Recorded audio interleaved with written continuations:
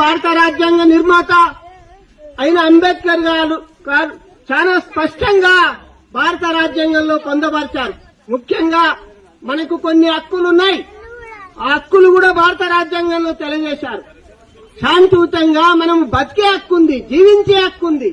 మనకేమైనా నష్టం జరిగినా గాని, మనకు ఎవరన్నా ఒత్తిడి చేసినా గాని మనం రాజ్యాంగం ద్వారా రక్షణ పొందే హక్కులున్నాయి అందులో.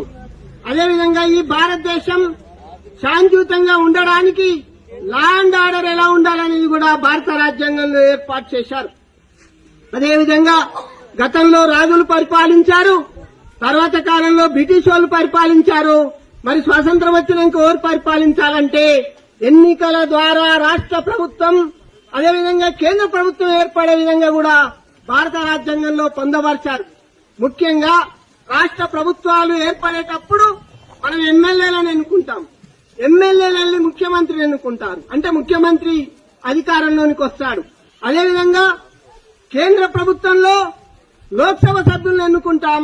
లోక్సభ సభ్యులు వెళ్లి వాళ్ళు భారతదేశ ప్రధానిని ఎన్నుకుంటారు. ఈ విధానం కూడా చాలా స్పష్టంగా ఈ రోజు అంబేద్కర్ గారు ఏదో ఒక్కరోజు రాసింది అనుకుంటే పొరపాటు. అంబేద్కర్ భారత రాజ్యాంగ నిర్మాత అయిన అంబేద్కర్ గారు ప్రపంచ దేశాలలోని అనేక రాజ్యాంగాలు చదివారు. ఏ రాజ్యాంగం ఎలా ఉంది, బ్రిటిష్ రాజ్యాంగం ఎలా ఉంది, అమెరికా రాజ్యాంగం ఎలా ఉంది, సౌత్ ఆఫ్రికా రాజ్యాంగం ఎలా ఉంది, ఇలాంటి రాజ్యాంగాలలో ఉన్న మంచి విషయాలను మన భారత రాజ్యాంగంలో పొందపరిచారు. ఈ రోజు మనకు